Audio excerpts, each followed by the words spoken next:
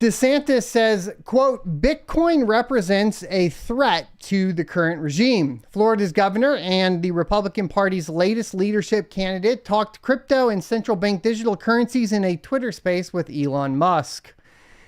In the latest contender for the leadership of the Republican Party said he is an advocate for crypto. Quote, the current regime clearly has it out for Bitcoin, end quote, Ron DeSantis said during a Twitter space with Elon Musk and venture capitalist David Sachs, in which he officially announced his bid for U.S. president.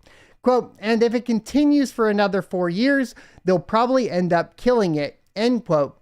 DeSantis said he views crypto as a question of civil liberties. Now, here's the thing real quick before we get into this. If we are talking specifically about presidential candidates from both parties, we have to take into consideration that it doesn't look like Trump is friendly to cryptocurrency. And as opposed to that, of course, on the Democrat side, it doesn't seem like the Biden administration has been friendly towards crypto mining either, or crypto in general. So there is Kennedy on the Democrat side, there is DeSantis on the Republican side, and you go ahead and take a look at both of their platforms, what they think and so on, and then make your educated decision from there. And I mean, I'm a single issue voter for the most part. I'm going to look at what their stance is on cryptocurrency, because I do believe, like he says here, that it is a question of civil liberty. As Florida's governor, he signed legislation prohibiting the use of central bank digital currencies with the state, although some lawyers question if the law does what it says. Quote, I just do not have the itch to have to control everything that people may be doing in this space, end quote, he said.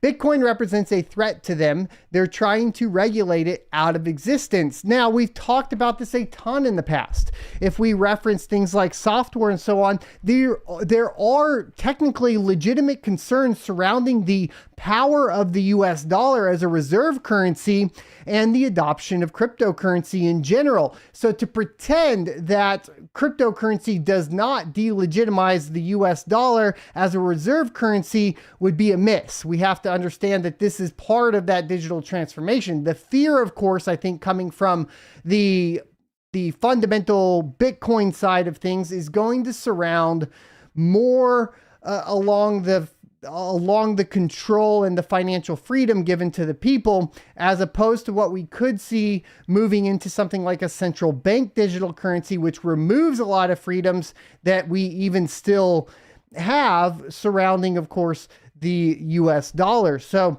it is a little bit of a touchy situation. If you are a U.S. resident, you're used to the world economy being driven by the U.S. dollar and reaping the rewards of that in particular. Now, outside of the U.S., there are, of course, partnerships, and depending on your geographical location, the U.S. dollar being the primary reserve currency could be a benefit or a disadvantage to you, just depending on where you're at. The situation, though, is going to be pretty bumpy if I had to take a bet on that. During the interview, DeSantis insisted on congressional authorization for a CBDC, vowing to avoid it during his potential presidency due to concerns over its potential misuse to influence politically unfavorable purchases. Some have argued, however, that CBDCs enshrine constitutional protection over commerce, giving these unfavorable purchases or merchants, such as someone buying ammunition or a pornographer selling their creations, a defense against unbanking that can't be used when dealing with a private company.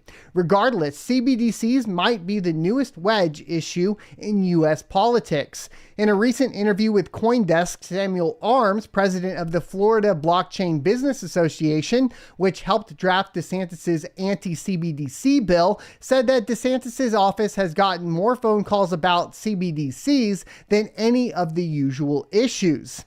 A recent poll from Quinnipiac University shows that DeSantis still trails former President Donald Trump among Republican and Republican-leaning voters, with 56% supporting Trump, followed by 25% for DeSantis. Now, this is something to pay close attention to. If we look at the polls on the Democrat side, they're even completely dropping Kennedy from those polls. So, and as you guys know, polls can be manipulated, etc. Is this an accurate representation of voters? Hard to tell. Let me know what you guys think in the comment section below. Do you think it is this stark of a difference of support for Trump over DeSantis at this point? DeSantis isn't the first Republican candidate to mention Bitcoin.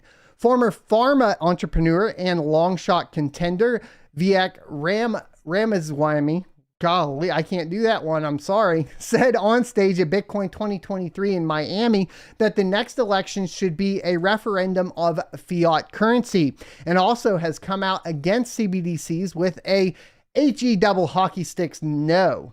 Now, I do appreciate this as well. Here's another question. Are we going to be pro cryptocurrency Bitcoin? And if that goes away, is the fighting point going to be pro CBDC versus keep the fiat system as it currently is, right?